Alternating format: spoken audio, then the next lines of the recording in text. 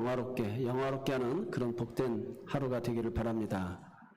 특별히 복된 날에 우리 각 사람에게 가정에 주시고자 하는 주의 음성이 또 깨달음이 있어지는 그런 귀한 시간이 되기 바랍니다. 오늘은 오순절 날이 이름에라는 제목입니다. 한번 같이 선포하겠습니다. 오순절 날이 이름에. 성경을 우리가 미리 읽습니다. 이렇게 예배가 끝나고 또 나누는데 오늘은 이렇게 본문을 좀 미리 읽게 됩니다. 읽으면서 성령의 감동을 따라 눈에 들어오는 단어들을 우리가 동그라미 그리고 구절과 그 속에 단어를 통해 하나님 주시는 은혜를 생각합니다. 그래서 저에게는 오순절 날이 이미 이름에, 그래서 오순절 날이 이르다.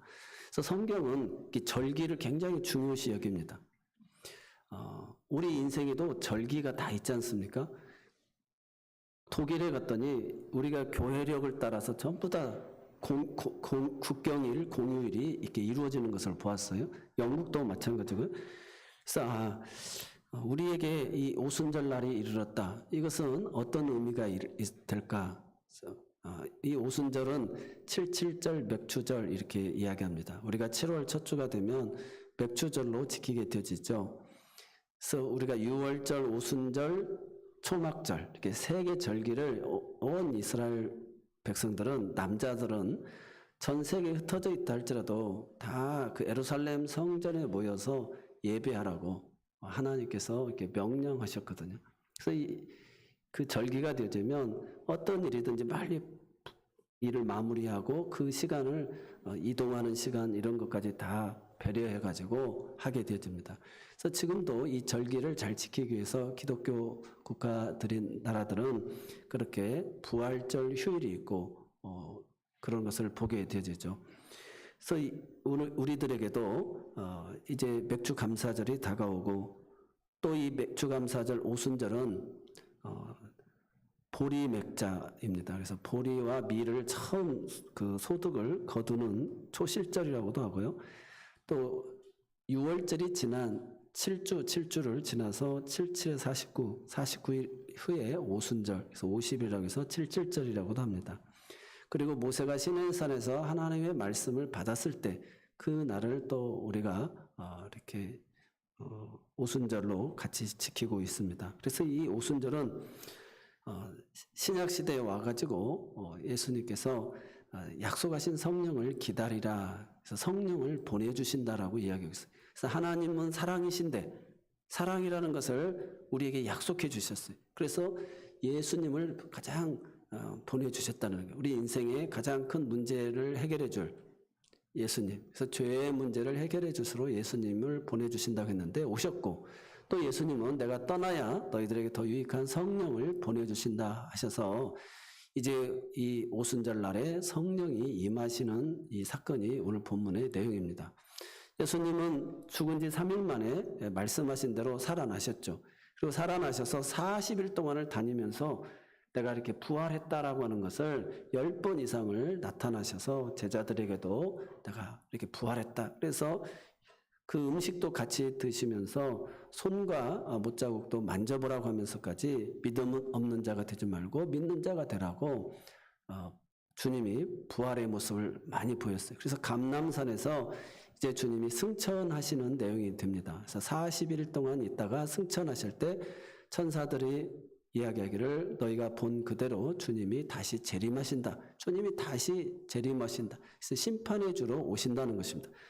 그러나 제자들을 향해서 주님이 고아와 과부같이 버려두지 아니하고 내가 다른 보혜사, 그러니까 보혜사를 너희들에게 보내주겠다라고 이야기하고 있어요. 그래서 누가복음과 사도행전을 누가가 기록했는데 누가복음 24장에도 보면 볼지어다 너희가 이 성에 머물러라. 그래서 하나님께서 보내주신다라고 하신 그 약속의 성령을 기다리라고 이야기하고 있습니다. 그래서 오늘 사도행전 1장 앞부분에도 보면 4절에 사도와 함께 모이사 그들에게 분부하여 이르시되 예루살렘을 떠나지 말고 내게서 들은 바 아버지의 약속하신 것을 기다리라. 그래서 하나님의 약속을 믿고 기다리라는 거예요. 그래서 그 절기가 되어지면 성령이 임하신다는 것입니다. 오늘 우리들에게도 그래서 개인적으로 생일을 맞이한다라는 거 굉장히 중요하죠. 브라질이라는 나라는 평생에 1년 동안 목표가 생일을 날을 기념하여서 그들은 살아가고 있어요. 또 어떤 사람들은 이런 휴일을 맞이하여서 휴가를 가는 것을 또 목표로 하면서 이렇게 살아가고 있는 모습들을 또 보게 되어집니다. 그래서 결혼 기념일이라든지 또 결혼 기념일도 10주년, 20주년 의미가 있죠. 교회도 교회 생일이 있지 않습니까? 그래서 10주년, 20주년 이런 데는 의미를 우리가 더 부여하게 되어지는 것을 보게 되어집니다. 그래서 오늘 이 오순절 분명히 하나님은 약속하신 대로 성령을 보내주신다. 중요한 것은 예루살렘을 떠나지 말고 약속하신 그 약속을 믿고 기다리는 것이 중요하다는 것입니다. 그래서 오순절 날이 이르매 그들이 다 500명에서 온데간데 없고 지금 120명만 마가의 다락방에서 모여서 기도하는데 열흘 동안을 기도했어요. 그러니까 40일이 지나고 오순절까지 열흘 동안을 그들이 1장 14절에 보니까 우리가 잘 아는 대로 3년 반 동안을 훈련받고 했던 제자들도 다 십자가 앞에서 주를 부인하고 뿔뿔이 흩어졌잖아요. 저주까지 하게 됐잖아요. 그래서 여자들과 예수의 어머니 마리아와 예수의 아우들과 더불어 마음을 같이하여 오로지 기도에 힘쓰더라. 그래서 이 누가복음과 사도행전을 통해서 누가가 전해주고자 하는 내용은 결국 오로지 기도하는데 전념했다는 것입니다. 그래서 사도들도 어머니도 형제들도 부활을 목격했던 많은 사람들도 승천을 목격했던 사람도 그 약속을 믿고 성령이 오시기를 기다렸다는 거예요. 예수님이 함께 있을 때는 예수님만 따라다니면 되고 말씀만 들으면 됐잖아요. 그런데 이제는 성령이 오셔서 우리를 가르치시고 인도해 주신다는 것입니다. 그러면 우리가 이런 의문을 가질 수가 있어요. 성령이 오신다. 그럼 그 전에는 성령이 안 오셨느냐? 성령이 오셨습니다. 우리가 창세기 1장 2절에 보면 하나님의 영이 그 수면 위에 운행하시니라 그렇게 이야기하고 있죠. 또 예수님이 사역하실 때도 누가 도와주셨어요? 세례를 받을 때 성령이 비둘기처럼 임하게 되어졌던 것을 보게 됩니다. 또 예수님이 성령에 이끌려서 광야로 나가서 마귀에게 시험을 40일 동안 금식하고 시험 받았던 때가 있었습니다. 그때 성령에 의해서 권능을 받고 주님이 그 사역을 감당했던 것을 보게 되죠. 그렇다면 성령이 이렇게 창세기 때도 함께 하셨고 예수님 때도 함께 하셨는데 이 오순절 날에 오신다라고 하는 것은 무슨 특별한 의미가 있는지 우리가 생각해 봐야 된다는 것이죠.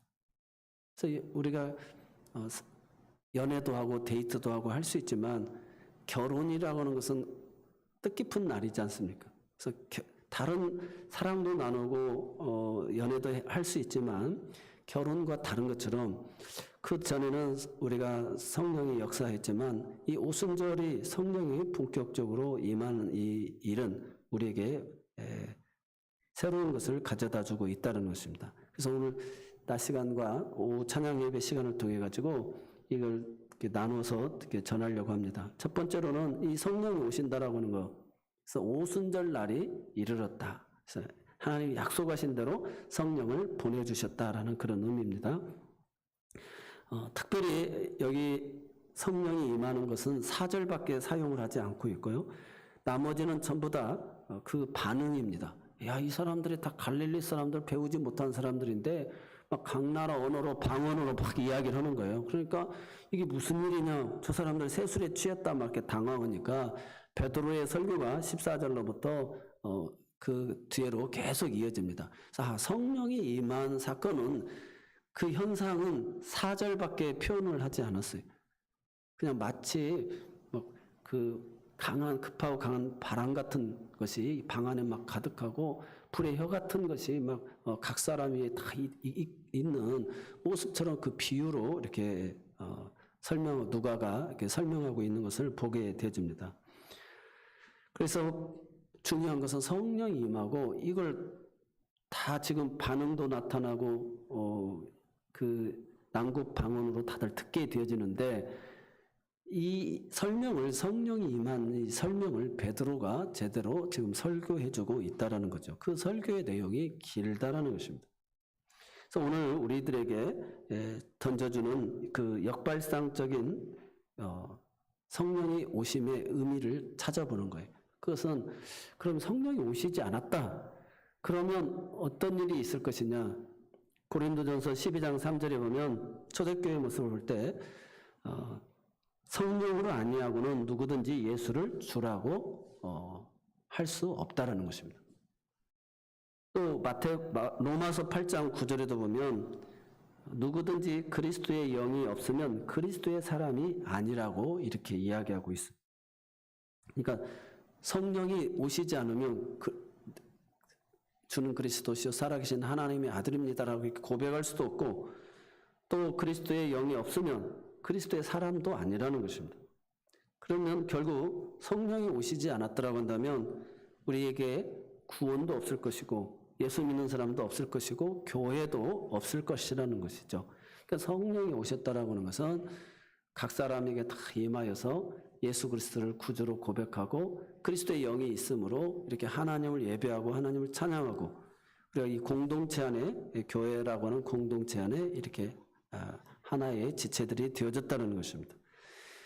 예수님이 승천하시고 내려오신 성령님은 그러면 어떤 특징을 가지고 있느냐? 세 가지 특징을 가지고 있어요. 첫 번째는 예수님은 떠나셨고 성령은 오셨다라는 거예요. 근데 성령이 오셨는데 이제는 우리 안에 내주하고 계셔서 영원히 우리와 함께 하신다는 거예요. 그러니까 그 전에는 구약의 시대는 우리가 삼손에게도 사사시대에 성령이 임하는 거예요. 그런 막 능력을 받아서 블레셋에 어려움을 당하고 있을 때 그 고통받고 있는 백성을 그때 구원해내는 거예요. 그리고 그 일이 끝나면 성령이 또 떠나가셔요. 그래서 성령이 왔다가 가기도 하고 또 머무르기도 하고 또 떠나시기도 하는 그런 사역이었어요. 그래서 그 삼손이 성령의 능력을 받아가지고 막 젊은 사자를 그 사슴 찢듯이 찢어버리고 나귀 턱뼈로 한 번은 또 1000명을 블레셋 사람들을 죽이기도 하고 또 그 여우들을 잡아다가 꼬리에 불을 붙여가지고 그 다 태워버리고 또 그 수수께끼를 이루기 위해서 또 못 맞추고 양의 그 블레셋 사람들의 피를 또 그 가족들을 이렇게 가져다 주는 것을 보게 됩니다. 그러니까 하나님의 신이, 하나님의 영이 그때그때 그 순간순간에 임하였다가 떠났는데 이제 이 오순절 날에 임한 성령의 사건으로 인하여서는 이 성령은 이제 우리를 떠나지 아니하시고 우리에게 내주하고 계신다는 거예요. 우리 안에 계신다는 것입니다. 이런 특징이 있어요. 그래서 우리가 시편 51편 11절에 얼마나 이게 큰 복이냐. 다윗이 밧세바 사건으로 죄를 범하고 말았잖아요. 죄를 범하고 나서 시편 51편 11절에 보면 주의 성령을 내게서 거두지 마옵소서 이렇게 기도하는 것을 보게 되어집니다. 그러니까 성령이 잠깐이라도 떠나가 버리면 그 안에 이렇게 불안하다는 거예요. 두려움이 있다는 것입니다. 그래서 성령을 경험한 다윗이 이렇게 고백하고 있는 것을 보게 됩니다. 오늘 우리에게 있어서 죄를 지으면 성령이 성령이 근심하십니다. 그러니까 다윗이 기쁨이 사라지게 되고 소망이 사라지게 되는 거예요. 너무 괴로웠던 것입니다. 그래서 성령을 내게서 거두지 마옵소서. 그래서 고린도전서 12장 3절의 말씀처럼 성령이 아니고는 누구든지 예수를 주라 시인할 수 없다 이렇게 이야기하고 있어요. 그래서 성령이 내주하셔야만이 예수 그리스도를 구주라고 고백할 수 있다는 것입니다. 그러면 성령은 우리에게 어떻게 역사하시냐. 오늘 베드로에게 설교로 말씀하시는 것처럼 성령님은 항상 우리에게 말씀을 통해서 설교를 통해 가지고 우리에게 증거해 주신다는 것입니다. 그래서 성령님의 사역의 특징의 모습이에요. 그래서 우리 안에 내주하시면서 설교자에게 하나님이 감동하셔가지고 우리에게 말씀해 주신다는 것입니다. 그래서 성령님은 특징이 말씀을 기록하게 하시고 말씀을 선포하게 하시고 우리의 마음의 문을 열고 깨닫게 하시고 듣게끔 하시고 그리고 우리의 죄를 회개하게끔 만들고 하는 일들을 성령님이 하신다는 거예요. 그것이 말씀을 통해서 하신다는 거예요. 그래서 내주하셔서 말씀을 통하여서 우리를 권면하고 우리의 연약함을 기도로 도우시고 또 우리를 그렇게 구원의 확신, 믿음의 확신을 주시는 줄로 믿습니다. 그래서 성령님이 내주하셔서 이렇게 연약한 우리들의 기도를 돕기도 하고 우리를 도우시고 그래서 소망을 잃지 않도록 오늘 우리에게 이렇게 역사하고 있음을 믿으시기 바랍니다. 그래서 성령님은 내주하셔서 이렇게 말씀을 통하여 깨닫게 하시는구나. 그래서 성령님이 하신 일이 말씀을 기록한 일이구나. 말씀을 선포하는 일이구나. 그래서 오늘 초대교회 때 보니까 베드로의 설교를 통해서 성령님이 그걸 다 해석해 주시는구나라는 걸 우리에게 이야기하고 있습니다. 두 번째로 이 오순절에 오신 성령님이 하신 일이 그렇게 떠나지 않냐고 첫 번째는 내주하셨다면 두 번째는 우리를 성결케 하신다는 것입니다. 그러니까 구약의 시대에는 능력을 주셨어요. 성령이 오시면 능력이 임하였어요. 그래서 기드온 같은 사람도 그렇게 미디안 사람들 숨어가지고 자기는 므낫세 지파의 가장 작은 지파라고 두려웠던데 큰 용사여 하면서 성령이 임하게 되니까 우리가 100명, 100명, 300명을 가지고 3대 편성을 해서 12만 명 가까운 미디안 군대를 이기게 되었잖아요. 그래서 이게 성령의 능력으로 이렇게 표현되어졌어요. 그래서 구약의 시대는. 그런데 오순절날 성령이 임하신 사건으로는 이제는 성령은 능력으로 임하는 것이 아니라 우리를 성결케 하는 일을 한다는 거예요. 우리의 죄를 드러내게 하고 죄를 회개하게끔 만들어서 우리가 말하는 거룩이 능력이라는 거예요. 그래서 우리가 구원은 하나님의 선물로 받았지 않습니까? 구원은 누구든지 자랑할 수 없어요. 하나님의 선물로. 그렇지만 우리가 성화되어져 가는 거예요. 성화되어져 가는 거예요. 저는 다 누구 때문이고 불평하고 원망하고 인생을 비관적으로 보고 세상을 삐뚤어지게 봤던 인생이 하나님의 말씀을 통해서 내주하신 성령을 통해서 계속 성령님이 근심하니까 우리가 부부가 살아가도 내가 막 화내고 내 성질대로 살면 사랑하는 아내가 마음 아프고 마음 상하잖아요. 그러면 내가 잘못했다. 내가 이놈의 술을 끊어야지. 내가 왜 이놈의 못된 버릇을 가지고 있지 하면서 아내가 아파하고 하니까 자신이 이렇게 성화되어져 가는 거예요. 자녀를 사랑하면서도 내 방식대로 사랑하다가 그 자녀의 아픔을 보면서 또 내가 이래서는 안 되는데 하면서 성화되어져 가는 거예요. 그러면서 우리를 하나님은 영화로운 자리로 인도하여 주신 줄로 믿습니다. 그래서 하나님은 우리를 누구든지 자랑치 못한 그런 구원의 은총을 베풀어 주셔요. 그래서 여러분이 태어나는 거 내가 얼마나 싸워가지고 어머니 태어났는데 나한테 이런 대우하냐고 이렇게 이야기할 수 없는 거예요. 그래서 하나님의 은혜로 우리가 이 땅에 사랑하는 부모를 통해서 태어나게 되어진 거예요. 구원은 하나님의 선물입니다. 두 번째로는 그렇지만 성령이 하시는 일은 우리의 그런 모나고 못된 그런 죄들을 다 생각나게 하여서 나로 하여금 이렇게 성화시켜 간다는 거. 그래서 성령님이 오셔서 하시는 일은 나를 자꾸 성화시켜요. 그러면 성령이 계속 죄만 들춰내고 깨닫게 하고 근심되게 하면 얼마나 괴롭겠어요. 제가 예수님이라면 어떻게 할까? 그래서 우리가 그 유기성 목사님이 24시간 예수님 바라보기. 그거 참 좋은 말인데 이게 예수님의 소리는 아닌가? 주님이라면 어떻게 할까? 이렇게 살다 보니까 이게 너무 뭔가에 내 의지는 없어지고 늘 이게 피곤한 것 같아요. 그래가지고 너무 불편한 것 같다. 이런 생각이 갑자기 드는 거예요. 그런데 성령님은 우리에게 내가 그렇게 생각하다 보니까 뭐 하나도 다 죄진 것 같고 막 괴로운 것 같고 들춰내는 것 같고 이렇게 피곤한 것 같은데 성령님은 우리를 그렇게만 지적하는 게 아니라 예수를 바라보게끔 해주신다는 거예요. 그래 네가 이렇게 연약하고 또 넘어졌지만 주님을 바라봐라. 주님은 여전히 너를 사랑하고 그럴 수밖에 없는 너를 주님이 이미 다 용서해 주셨다. 그래서 무한히 70번씩 7번이라도 주님은 이미 용서하셨고 사랑하셨다. 잃었다고 얻은 내 아들이라고 아버지는 그렇게 기뻐하고 잔치를 베푼다. 그러면서 우리를 하여금 이렇게 철들게 하는 것이죠. 계속해서 성령님은 우리의 죄가 드러나요. 잘못한 것이 사랑의 징계와 인생 채찍으로 맞으면서 성화되어져 가면서 그러면서도 주님을 바라보게끔 만들어서 그 사랑을 크게 깨달아 알게 되어주는 줄로 믿습니다. 로마서 8장에 바울이 말하기를 무릇 하나님의 영으로 인도함을 받는 그들은 하나님의 아들이라. 로마서 8장 14절 말씀입니다. 그러니까 하나님의 영의 인도를 받는 자들은 다 하나님의 아들인 줄로 믿습니다. 그래서 자기가 죄를 짓고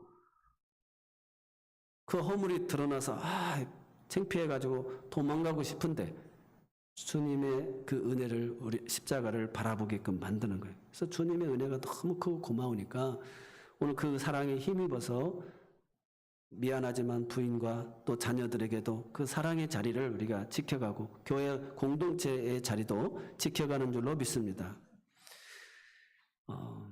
세 번째로는 그러면 오순절에 임한 성령이 하시는 일은 뭐냐? 그것은 우리를 교회되게 했다라는 것입니다. 이제는 회당이 필요가 없고 성전이 필요가 없어요. 이제는 교회가 되어졌다는 거예요. 그래서 성전은 뭐예요? 제사장이 제사를 지내는 거예요.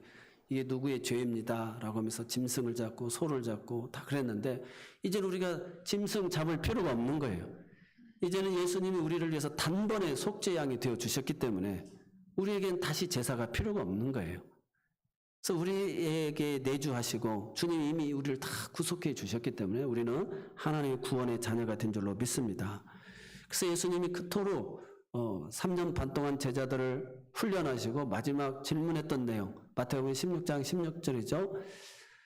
세상 사람들이 나를 누구라고 하느냐 선지자 중에 한 사람입니다. 에레미야입니다. 엘리야입니다. 얘기하는데 그러면 너희는 나를 누구라고 하느냐? 주는 그리스도시요 살아계신 하나님의 아들이십니다. 베드로가 이 고백을 할 때 바요나시모나 내가 복이 있도다. 이를 내게 알게 하니는 혈육도 너의 의지도 아니고 하늘 아버지께서 가르쳐 주셨다. 내가 이 고백 위에 내 교회를 세우겠다. 그래서 음부의 권세가 이기지 못하고 이 땅에서 매면 하늘에서도 매고 이 땅에서 풀면 하늘에서 풀리는 그런 천국의 열쇠를 우리에게 주신 줄로 믿습니다. 음부의 권세가 이기지 못해. 예수의 이름의 마스터키를 우리에게 허락해 주신 줄로 믿습니다. 그래서 이렇게 구원받은 하나님의 인치심을 받은 자들이 모여진 이 교회라고 하는 공동체를 우리가 이루게 되어졌다. 그래서 오순절날 마가의 다락방에 성령님이 임재하셔서 오늘 우리에게 이렇게 영원히 내주하시고 우리를 도우시면서 믿음의 확신도 주시고 구원의 확신도 주시는 성령님. 그리고 오늘 우리를 능력을 주시는 분이 아니라 오늘 우리에게 죄를 깨닫게 하시고 그러면서 죄를 고백하게 하면서 예수를 바라보면서 성화되어져가게끔 만드시는 우리 성령 하나님심을 믿으시기 바랍니다. 세 번째로는 오늘 이제는 다시 제사가 있는 그런 성전이 아니라 우리를 교회되게 하셨다. 그래서 주의 이름으로 모인 그곳에 두세 사람이 모인 곳에 주님이 함께 하신다는 거예요. 그래서 주님이 머리가 되고 우리는 그 몸을 이루는 지체 공동체가 되어진 줄로 믿습니다. 그래서 스가랴서를 통해서 성부 하나님이 성자 예수님과 언약을 맺으시고 성령 하나님은 오셔서 성부 하나님이 하신 일, 성자 예수님이 하신 일을 우리들에게 모든 진리를 가르쳐 주신다라고 하고 있어요. 그래서 성령님은 자기를 이야기하지 않습니다. 예수님도 자기를 이야기하지 않냐고 나를 보내신 아버지의 일을 하고 또 보내신 성령도 예수님이 행하신 일들을 우리에게 증거하게 된다는 거예요. 그래서 성령이 하시는 일은 이렇게 예수님이 드러나는 일만 한다는 것입니다. 우리가 유대교와 기독교의 차이점이 있어요. 유대교는 유일신만 믿습니다. 하나님만 믿어요. 성부 하나님만 믿어요. 그래서 우리 개신교들을 이단이라고 생각해요. 저들은 삼신을 믿는다. 삼신. 근데 우리는 유일신 하나님을 믿지만 그분 안에 세 분의 그 세 가지 인격이 있어서 삼위가 있어요. 그래서 성부, 성자, 성령 그것이 삼위일체. 이게 절대적인 사랑이에요. 하나님은 사랑이시잖아요. 우리가 머리가 있고 그 몸에 지체들이 있는 것처럼 이게 사랑으로 하나의 결정체를 이루고 있는 거예요. 유기체적인 공동체라는 것입니다. 그래서 우리는 삼위일체 하나님을 믿는 줄로 믿습니다. 네. 그래서 유대교와 개신교의 차이점이 이렇게 확연하게 드러난다. 그러면 성령이 임하신 것이 네 절로 이렇게 표현이 되고 있는데 성령이 어떤 마가의 다락방에 성령이 임한 그 표현을 이렇게 비유로 설명했는데 호련히 급하고 강한 바람 같은 성령이 그 방 안에 가득했다는 거예요. 그러니까 성령을 바람으로 표현하고 있고 불로서 표현하고 있는데 이 불이 각 사람의 머리에 다 있다라는 것입니다. 그러니까 여러분에게 성령의 불이 다 임하고 있는 것이죠. 120명 전체에게 다 있는 거예요. 누구에게만 있는 게 아니고. 그래서 이 바람의 특징이 있어요. 바람은 우리가 하나님이 사람을 흙으로 빚으시고 그 코에 생기를 불어 넣으시잖아요. 예수님이 부활하신 예수님이 나타나시고 두려워 떨고 있는 제자들에게 평안할지어다 하면서 성령을 받아라. 그러니까 바람을 불어 넣어 주신 거예요. 성령을. 그러니까 성령은 바람입니다. 그래서 우리가 에스겔서에서도 보면 37장에 생기와 사방으로부터 와서 그 뼈들이 붙고 가죽이 붙었는데 아주 군대가 되지 못한 거예요. 그래서 그 몸에 들어갈지어다 하니까 큰 군대가 이루어지게 되어지는 것을 보게 되죠. 그래서 이렇게 바람은 우리에게 너무 중요합니다. 그래서 바람은 어디서 와서 어디로 가는지를 알지를 못하는 거예요. 그래서 니고데모가 고민에 빠졌어요. 예수님께 밤에 찾아왔어요. 예수님, 당신이 행하시는 일들을 보니까 이건 하늘에서 온 선지자가 아니면 할 수가 없는데 내가 믿긴 믿어야 되겠는데 이 도저히 믿어질 수가 없다 막 이러니까 네가 물과 성령으로 거듭나지 않으면 하나님의 나라를 볼 수 없다. 하나님의 나라는 하나님의 통치와 다스림이 이루어지는 거. 성령을 힘입어 귀신을 쫓아내는 거면 하나님의 나라가 임하는 거잖아요. 그래서 지금 오늘 우리가 하나님의 나라를 살아가고 있어요. 누가는 하나님의 나라의 일을 기록한다. 그래서 성령이 오셔서 하나님의 나라의 일을 행하는 걸 이 사도의 행전, 성령의 행적, 사도의 행적 이걸 기록한다는 것입니다. 그래서 오늘 그 바람, 성령이 이렇게 바람 같은 성령이 오셔서 우리에게 그런 생기, 생명이 되게끔 하는 거예요. 하나님의 큰 군대가 되게끔 만들어 주신다는 것입니다. 살아있는 영이 되게끔 만든다. 그래서 성령님이 하시는 일이고 또 니고데모에게 이야기하면서 그 물과 성령을 거듭나야 된다라고 하면서 내가 이렇게 나이가 다 들었는데 어떻게 거듭납니까? 어머니 뱃속으로 다시 들어갑니까? 그러니까 주님께서 이야기합니다. 이 나무 가지가 흔들리면 봐라. 바람이 어디서 와서 어디로 오는지 모르지만 지금 흔들리고 있지 않느냐. 그런 것처럼 이 성령의 바람은 그 사람이 변화가 일어난다는 것입니다. 변화. 그래서 우리가 생각할 때 예수 믿는 게 참 이게 내가 언제 믿었지? 내가 어느 때 이 믿음을 가졌지? 그런단 말이에요. 우리가 사형리를 가지고 전도를 합니다. 그래서 하나님은 당신을 사랑하십니다. 세상을 이렇게 사랑하십니다.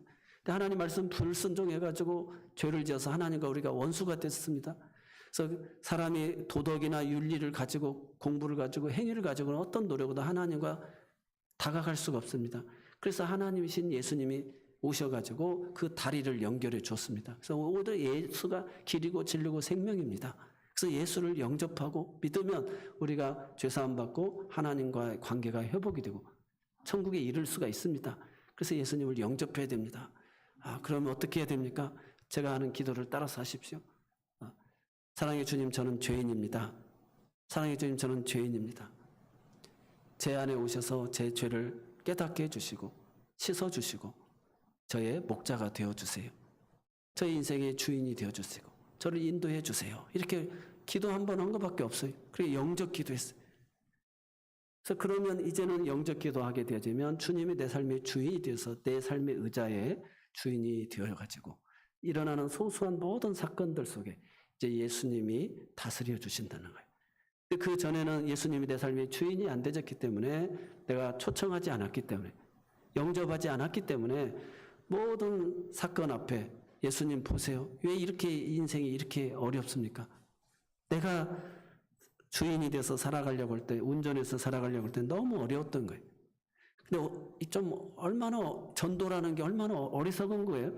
그렇게 마음으로 영접했다고 주님이 내 삶의 주인이 돼가지고 뭐 내가 믿겠어요? 그런데 놀라운 것은 우리가 다 그렇게 영접 기도 받고 했는데 어느 순간 내 마음에 교회를 가고 싶은 거예요. 교회가 편한 거예요. 하나님의 말씀을 듣는데 귀에 들어오는 거예요. 깨달아지는 거예요. 아멘. 그래서 내가 언제 어떻게 변화된지는 모르는데 어느 순간에 나도 모르게 내가 예수 안에, 주님 품 안에, 주의 말씀 안에 우리가 거하게 되어졌다는 것입니다. 이 바람 같은 성령이 우리 속에서 역사하여 주신 줄로 믿습니다. 그래서 우리가 초등학교 때 성탄절 때 그 사탕 하나 얻어먹으려고 가도 그 집회 때 한번 가서 말씀 한번 들었던 그때를 주님은 기억하시고요. 그때 드렸던 기도를 기억해 주신다는 것입니다. 바람 같은 성령이 이렇게 역사하신다는 거예요. 그래서 니고데모가 그 깨달음을 얻게 되어집니다. 그래서 오늘 우리 모두에게 불의 혀같이 다 지금 임하고 있는데 성령이 다 인쳐주셨어요. 그래서 보이는 교회와 보이지 않는 교회가 있어요. 교회가 다툼도 일어나고 예수 믿다가 사람들이 죄 짓고 떠나가는 사람도 있고 저 사람이 그렇게 기도는 하나님 사랑한다고 했는데 정말 교회 공동체 주님 피값스러운 교회를 사랑하지 않는 사람 많이 실망을 주고 가는 사람도 있어요. 그럼에도 교회 되는 것은 지금까지 이렇게 하나님이 주를 고백하는 사람들의 그런 희생과 헌신이 있다는 거예요. 11조 내는 사람도 있고 헌금을 많이 내는 사람이 있어요. 그렇게 내지 못하는 사람도 있어요. 근데 하나님의 성령이 그렇게 보이지 않는 가운데서 그 믿음을 주셔가지고 봉사하고 헌신하게끔 해서 교회를 운영하고 여기 지탱하게 하고 그렇게 찬송과 영광을 주님이 받으시고 계신다는 것입니다. 두 번째, 이 불은 특징이 있는데 그 불의 특징은 소독하는 의미가 있어요. 그래서 이제 모든 공동체 가운데는 이 바이러스 전염병이 오면 다 죽게 되어지잖아요. 그래서 불로서 그런 그 도구들 이런 것들을 이렇게 정화시켜서 정결하게 하는 그런 특징이 있습니다. 그래서 각 사람을 불로서 하나님 다 성령의 불로 인쳐주시고 연단하여서 거룩하게 하여서 마귀가 침범하지 못하도록 성령의 인도함을 받아서 하나님의 아들들이 다 되게끔 하여서 오늘 이 공동체에 이렇게 머물게 하여 주신 줄로 믿습니다. 우리 몸 안에 종기 하나만 잘못 들어와도 악성이면 잘라내야 되는 것처럼 공동체가 살기 위해서 하나님이 그 속에서 이렇게 일하고 계신다는 것입니다. 그래서 로마서 8장 14절 하나님의 인도함을 받는 자가 하나님의 아들이다라고 이야기하고 있어요. 오늘 우리가 인도함을 받는다라고 하는 것이 얼마나 중요한지 모릅니다. 우리가 잘 아는 노아 홍수 때 방주를 만들었잖아요. 배는 키가 있어서 조정이 되지만 방주는 바람에 따라서 움직여집니다. 그런 것처럼 오늘 우리의 인생도 내가 키를 잡은 게 아니라 인생의 풍랑 앞에서 하나님이 우리를 인도해 주시고 계신다는 거예요. 성령 하나님이 우리를 인도해 주신 하나님의 인도를 받는 자들은 하나님의 아들이라는 것입니다. 오늘 우리가 지금 이 자리에 이렇게 예배하고 하나님을 찬양하고 영광 돌리는 거 그렇게 하나님의 인도함을 받아서 하나님의 아들임을 자녀임을 믿습니다. 그러면서 오늘 15개 국가에서 이렇게 사람들이 다 찾아왔는데 베드로나 이 사도들이 이렇게 방언을 하게 되는데 베드로의 설교를 듣는데 각 나라 언어로 자기들의 나라의 언어로 다 알아듣게 되어지는 거예요. 그래서 놀라운 일이 생긴 것입니다. 그래서 이스라엘 공동체 오순절 마가의 다락방에 바람 같은 성령, 불 같은 성령이 각 사람에게 다 임하면서 나타난 특징 중에 하나가 언어가 하나가 되어졌다는 거예요. 다 알아들었다는 것입니다. 소통이 되어졌다는 거예요. 오늘 이 시간에도 다 교회는 이래야 됩니다. 나는 이렇게 믿고 있습니다. 다 다르지만 성령께서 오늘 우리를 하나 되게 해주셨다는 거예요. 초대교회 때 우리나라에서도 교회가 선교사님들이 예수를 믿는데 이 지역 파벌 서로 교회 이렇게 모아놨더니 늘 싸우고 심지어 이 문제가 생기니까 교회에서 굿까지 하더라는 거죠. 선교사님들이 막 기겁을 했더라는 기겁을. 이 교회가 맨날 싸우고 서로 이러면 이렇게 모아놓은 공동체의 의미가 없지 않느냐. 그래서 오순절 막았다. 1907년에 평양 대붕 때 성령이 임하게 되어지고 한국교회 회개운동이 일어난 거예요. 그래서 다 누구를 정죄하는 것이 아니라 내가 하나님 앞에 은밀하게 지은 죄들을 고백하니까 죄의 고백이 계속해서 일어나면서 교회가 막 부흥하게 되어지는 거예요. 교회는 이렇게 성령을 통하여서 우리가 오순절 마귀 다락방에 성령이 임한 것처럼 내 죄가 생각나고 내 허물이 깨닫고 그러면서 이 주의 고백을 통해 가지고 교회 사랑의 공동체가 정결하고 성결하고 깨끗하게 되어지는 줄로 믿습니다. 바벨탑 사건 이후에 언어를 하나님 다 혼잡케 해줬잖아요. 하나님 없이 살자. 하나님의 심판 없이 우리가 살자라고 큰 도성을 만들고 마지막으로 바벨탑을 쌓은 거예요. 하나님께서 내려가서 보자. 그러면서 저들이 언어가 하나니까 하나님 흩으신 거예요. 그래서 오늘 성령이 오셔서 다시 그 언어를 하나 되게끔 만들었다는 거예요. 소통이 되어진다는 거예요.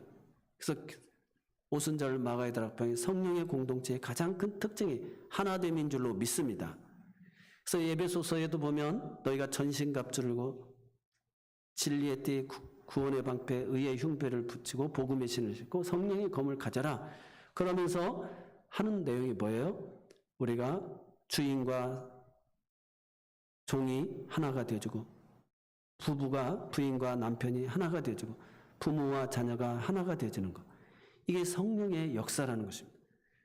언어가 하나로 되어져야 된다는 것입니다. 그래서 우리 교회 공동체가 오순절날 마가의 다락방이 성령이 임하여서 이렇게 하나의 사랑의 공동체로 되어진 것처럼 다시금 그 언어가 하나가 되어지는 똑같은 목표와 비전을 가지고 그리스도 안에서 하나님은 사랑이시라고 이야기하는 우리 모두가 되어지시기를 바랍니다. 만사에는 때가 있습니다. 약속하신 성령을 예루살렘을 떠나지 말고 기다리라고 했어요. 오직 성령이 너에게 임하시면 너희가 권능을 받고 예루살렘 온 유다와 사마리아 땅끝까지 이르러 내 증인이 되리라고 그랬어요. 떠나지 말고 오로지 전혀 기도하는 일에 힘쓰면 약속하신 성령이 하나님의 절기의 때에 반드시 임하게 되어진다는 것입니다. 그래서 우리가 바람 같은 성령, 불 같은 성령으로 이렇게 설교를 들으면서 다 각 사람의 언어로 다 알아듣는 거예요.